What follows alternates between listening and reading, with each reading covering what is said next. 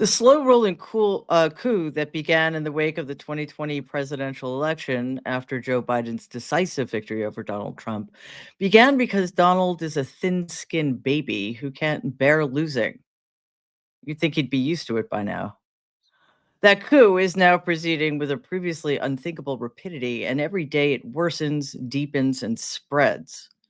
Currently, this country has no leaders, only a cabal of destructive madmen where our leaders used to be. Let's dive in.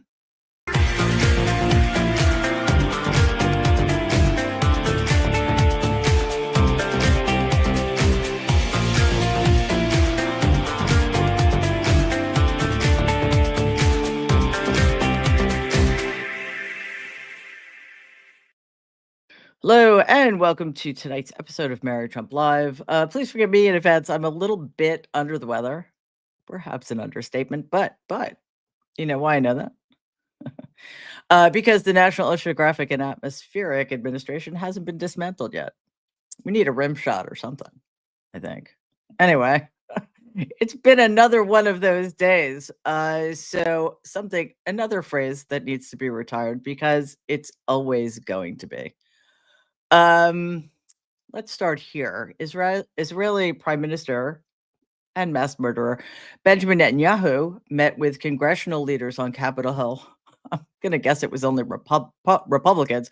Following Donald's remarks about the U.S., quote unquote, taking over the Gaza Strip, which thankfully, I guess, sparked global shock and pushback. Netanyahu, of course, praised Donald's unconventional ideas.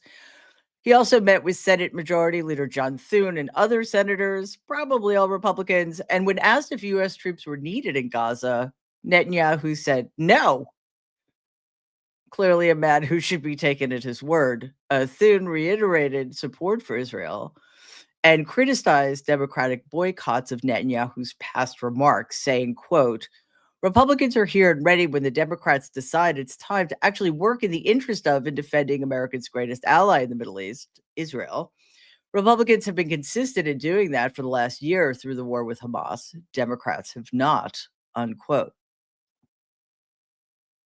Well, I guess it depends what you mean by support, and it depends what, in fact, you're referring to in terms of what you supported. I'm pretty sure that what Democrats were trying to do was make sure that Benjamin Netanyahu did not have free reign to just destroy, like level,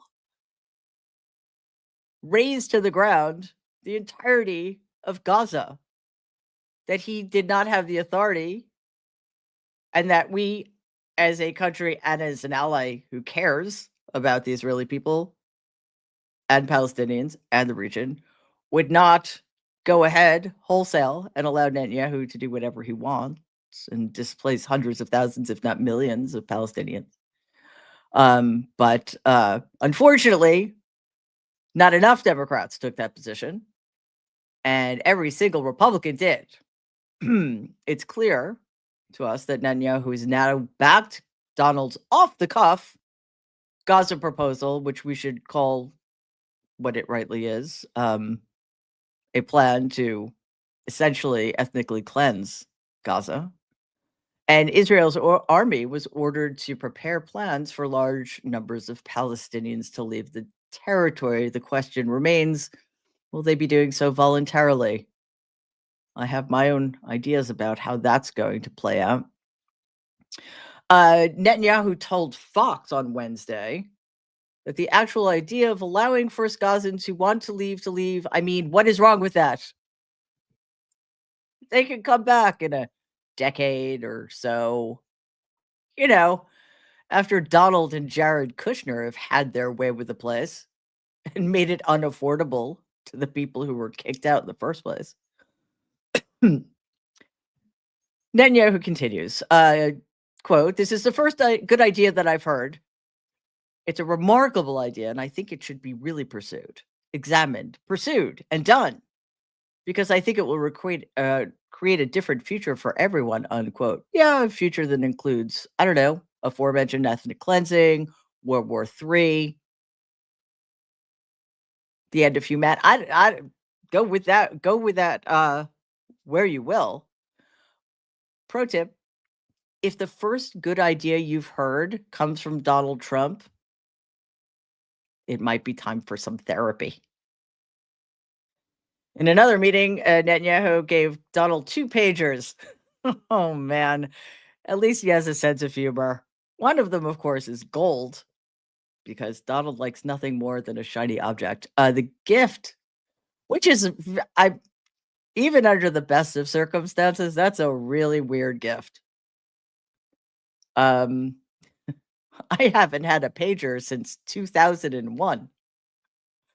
It follows an incident in September when thousands of similar pages used by Hezbollah operatives in Lebanon unexpectedly exploded, killing over 30 people and injuring more than 3,400. CNN reportedly confirmed that Israel was responsible for the attack, which was carried out through a joint military operation between the Mossad and the Israeli military. Donald, of course, said that was a great operation, although he does not seem to understand how odd it is that Netanyahu gave him that gift. So clearly, these two were made for each other. And may he use that quite hideous pager well. All right. Donald, who just cannot get enough of signing his name, is set to sign an order creating a task force to address anti-Christian bias in federal agencies like the DOJ, the IRS, and the FBI. He claimed that these agencies were terrible in their treatment of Christians. And here the heathen is speaking at the National Prayer Breakfast. You know what I'm saying? This morning. We have to bring religion back. We have to bring it back much stronger. It's one of the biggest problems that we've had over the last fairly long period of time. And if I was a little more than that 90-degree angle, it would be no good. And if I was a little less, it would be no good. It had to be perfect. The thing went right along the edge. It didn't affect my hair. Can you believe that? Might have touched it, but not where it counts. Not the skin part. And I really believe you can't be happy without religion, without that belief. I really believe it. I just don't see how you can be. So let's bring religion back. Let's bring God back into our lives. Says the most miserable human being in human history. Also, by the way, does hair have skin? Yeah, let's bring religion back because it served us so well. I need to take a second because I find that so offensive. Like so beyond expression offensive. Because when he says religion, he's talking about Christianity. Oh, as an aside, please get rid of the prayer breakfast. As somebody who believes firmly in the separation between church and state, I find it offensive. Regardless of who's saying the prayer, but of course it's only going to be Christians from now on. So get used to that. This country was founded by a bunch of extremist religious zealots who believed they were being persecuted in their home country. So they came over here and destroyed countless indigenous religions and cultures so they could spread their own very narrow vision of what it meant to be a viable and godly human being. One of the reasons where we are is because such people continue to run rampant through the United States, unfettered, unhindered, spreading their message of hatred and bigotry and narrow-mindedness. Tax the fucking churches. In addition to the task force, Donald created a religious liberty, come on, man, and reestablished a White House faith office led by Paula White Cain, a longtime evangelical ally who's also out of her mind. He accused the Biden administration of persecuting religious Americans, particularly anti-abortion advocates, while pretending to call for unity at the aforementioned National Prayer Breakfast. Donald later defaulted to his usual partisan tone and celebrated his administration's rollback of DEI programs and his leveling of transgender rights, most recently barring transgender women and girls from competing in women and girls sports. He said, and this is a direct quote, woke is gonzo because he's a depraved child. Progressive faith leaders accused Donald of using religion for political gain, citing his administration's immigration on raids in churches and suppression of religious diversity. Groups like Americans United for Separation of Church and State warned his efforts would be used to justify discrimination, because they will. Again, mixing religion and government is extraordinarily dangerous. We've seen it in history before. It's happening here. It's been happening here for a long time. This is not something that just occurred overnight. This is centuries in the making. Centuries in the making. Another instance in which Democrats, instead of doing what's right, have followed the narrative of the Republicans because they are too fucking afraid to challenge the idea that religion does not belong in the public space. So we're starting here at a huge disadvantage, one that will be exploited by Donald and the Republicans, who, again, control everything and hate all religions that are not their very narrow, hateful brand of so-called Christianity. Attorney General Pam Bondi issued a memo Wednesday to reduce the Justice Department's focus on enforcing foreign lobbying transparency laws and to disband the specialized team handling foreign election interference. I cannot for the life of me imagine why. The FBI will disband its why can't I say that word tonight? Sorry. Foreign Influence Task Force, which was established in 2017 to combat foreign threats. And thankfully, I have to say it like 7,000 times. So sorry. To combat foreign threats to U.S. elections. Bondi cited concerns about the potential for weaponization and abuses of prosecutorial discretion. The task force was created by foreign FBI Director Christopher Wray, who was illegally fired recently, in response to foreign influence operations, including Russia's interference in the 2016 election. You know, that Russia hoax that was actually a thing that happened.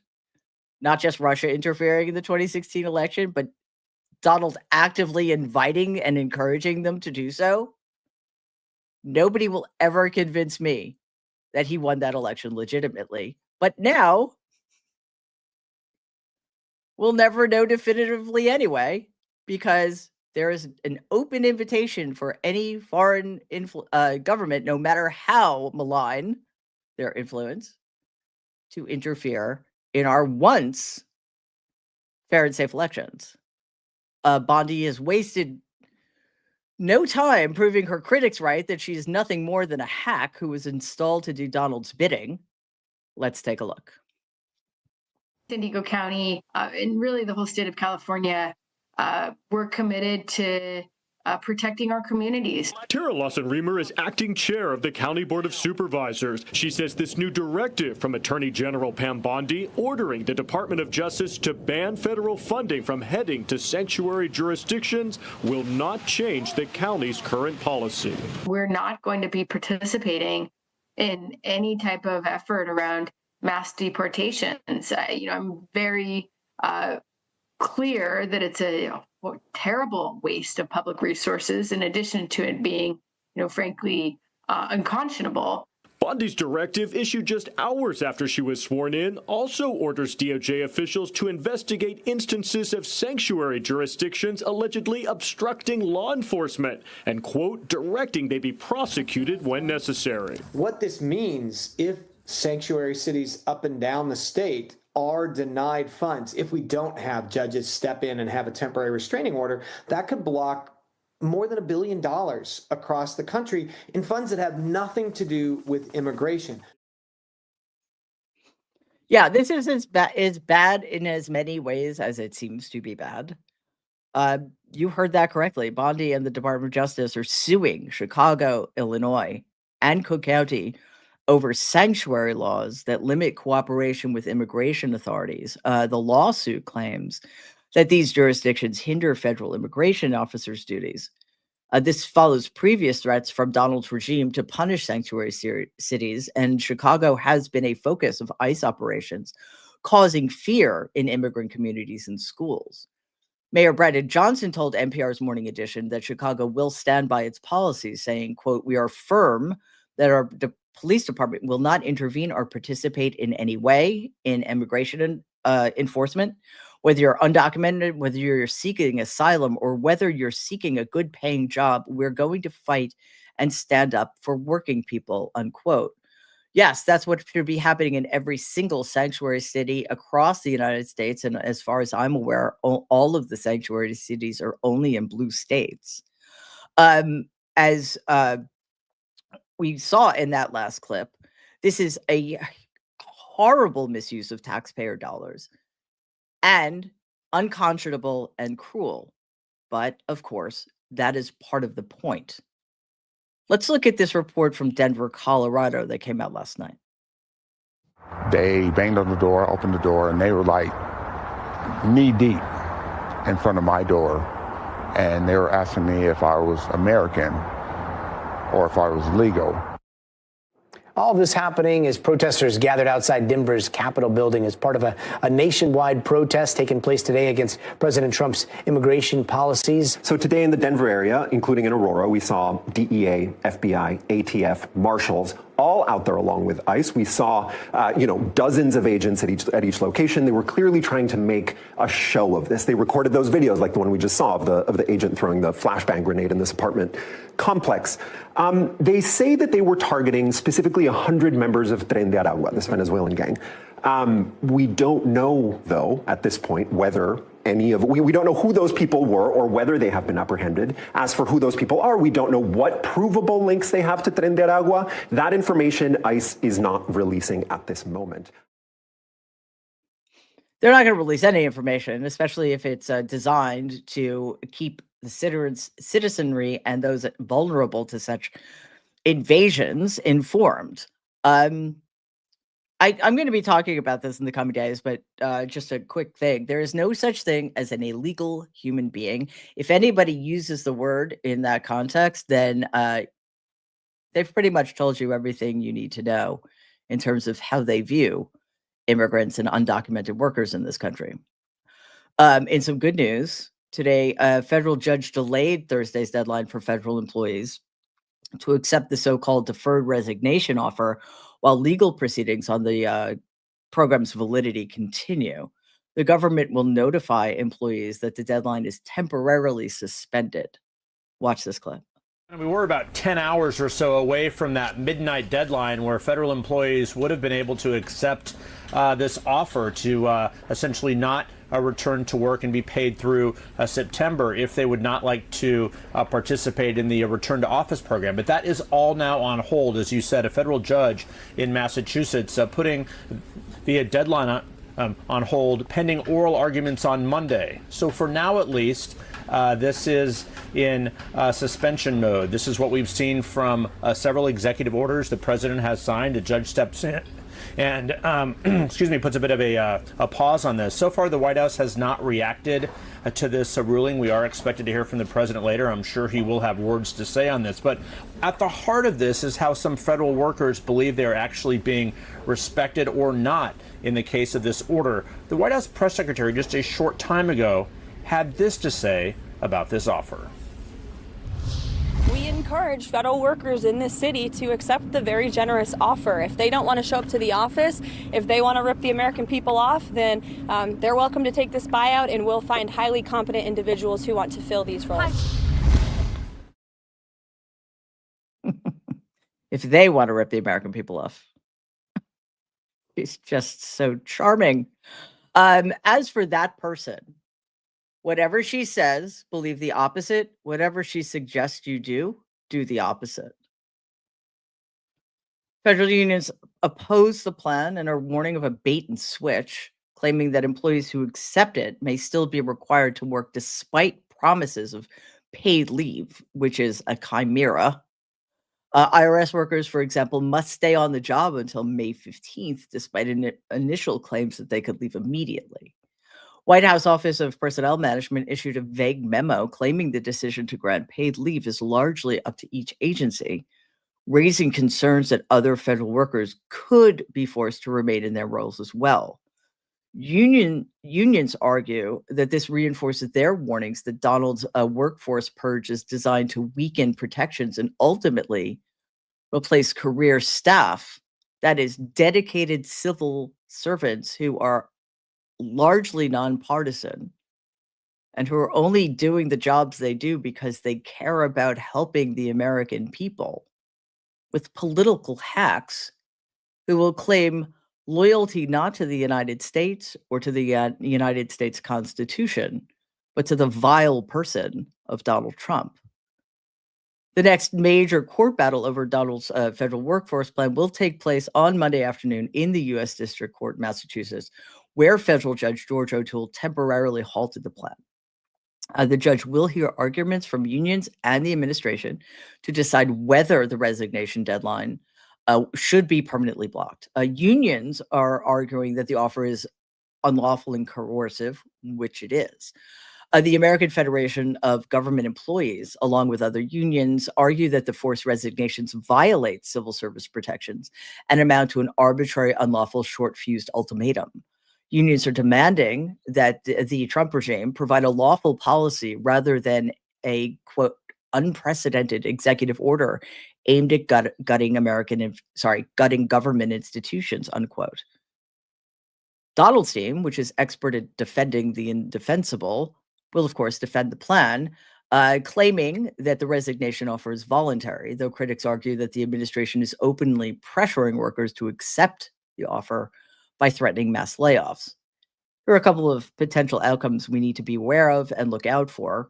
If the judge rules against Donald, the administration may be forced to rescind resignations already accepted and halt any further layoffs. If the judge rules in favor of Donald, the administration will likely proceed with the resignations, setting the stage for wider federal workforce purges in the coming months. And let's make this as clear as possible.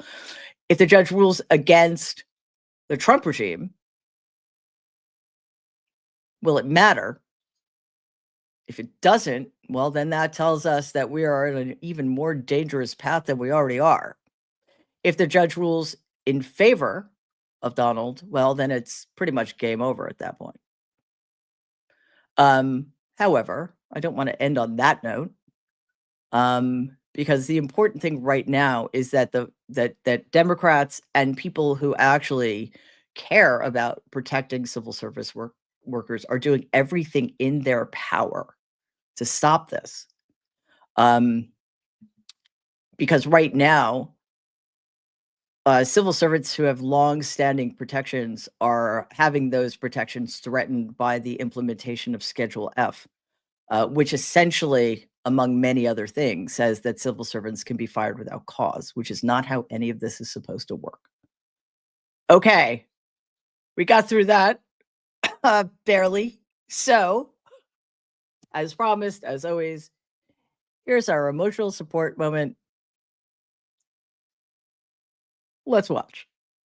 3、4、5、6、7、8、2、2、3、4、5、6、7、8、3、2、3、4、5、6、7、8、4、2、3、4。 Yes, I want that sweater. Also, I'm one of those kids because I am hanging on my bleeding fingernails, guys. Okay, I'm gonna get to your comments. I'm gonna try.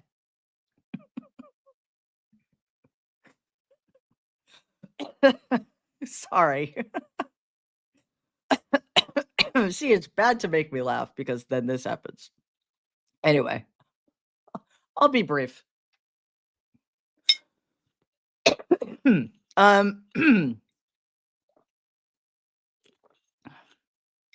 All right, from Megan. The only illegal is Musk. Well, Megan, I want to be consistent. He's not illegal. People can't be illegal. However, he's all sorts of other things, right? He is potentially, well, nobody's worse than Donald, but one of the most, if the not, you know what I'm saying, most depraved, despicable, unhinged, selfish. You get the picture. We have plenty of adjectives to work with. From Andrew, it's not an offer, my dude. It's a scam. Yes, it is. In fact, we posted a video. Wait, is it? Did we post it? Yeah, we posted earlier today, and going in much greater detail about all this, and that is the word we used. It is a scam, and I hope the word starts getting out, because otherwise, a lot of people are going to get hurt in ways, more ways than they already have been. From Cheryl, immigration lawyers are full of information. Could you interview one on your show, Mary? Sure. Not on this show, but yes, I think we would love to start speaking to more lawyers, because so much of what's happening now is happening in the context of the legal realm. So I think that's a great idea. Roxanne, what happened in Nerd Adventures today? Per Noah, I'm under the weather. That's what happened to the Nerd Adventures today. But don't worry, we'll keep you posted. Deb, thank you, Deb. The United States Capitol switchboard. Everybody get out your pencils. I'm old school. My shirt actually says analog. I write with pencils. I have pencil sharpeners. It's a little embarrassing. But anyway, I could be talking to somebody and they'll say, hey, here's a phone number. And if I don't have a pencil and a piece of paper with me, I'll be like, oh, wow, I can't write that down. But even though I have like a handheld computer that I could write that down with. So for those of you who have that handheld device close by, this is the number for the Capitol switchboard, 202-224-3121. Just as a reminder, the switchboards are being flooded with calls. Voicemail inboxes are overflowing. Can that happen with electronic things that don't actually exist physically in the world? Probably not, but they're full. So my recommendation to you, and this is a serious one, is write actual letters with aforementioned pencil or pen and paper. Put it in an envelope, put a stamp on it, address it, put it in a mailbox, because there's something about a congressperson or senator walking into his or her office to be confronted with massive bags of mail. That is harder to ignore. I want to take a couple of minutes to thank all of our super stickers and donators. Thank you so much, Jacqueline. Thank you, Cindy. Both super stickers. Thank you so much, Stephanie, who says, love your show, Mary. Thank you for all you do. Oh, thank you. You're welcome. And also, there are a lot of people who help me do this. So I am not alone. Thank you, KM. And I'm really sorry about what these horrible people are doing to your country. Thank you so much, Going Against the Grain. That's very generous of you. Question, don't Donald and his cronies believe he is God? Well, yeah, kinda. So this, which makes this all worse, right? The hypocrisy, the ways in which white evangelicals are manipulating the people who actually believe them and give them money. It's just grotesque, disgraceful, and again, tax the churches. Oop, did that one already. Thank you. Love my dogs a lot. Awesome. Very generous. Thank you, T. Hampton. Mary, can you remind viewers of the 4-1 special election in Florida? Uphill battle, but while in Valemont can use all the help they can get. Everybody consider yourself reminded on April 1st, there are very important special elections in Florida. There are not a lot of elections going on this year, but we need to pay attention to every single one of them and win as many of them as we can. Thank you so much, Mariana, who says, feel better, Mary. Love you. Thank you. That's very, very kind of you. And if you don't mind, I'm going to dispense with a conclusion to the show. I've got to head out, but thank you so much for being here. And we'll be back tomorrow, I think. I don't know what today is. Yes, tomorrow night, Friday, 6 p.m. Eastern time. And I will be in better shape by then. I'm doing everything in my power. So thank you, everybody, so much for being here. And we will see you tomorrow night at 6 p.m. Eastern. In the meantime, please, everybody, stay safe and be kind.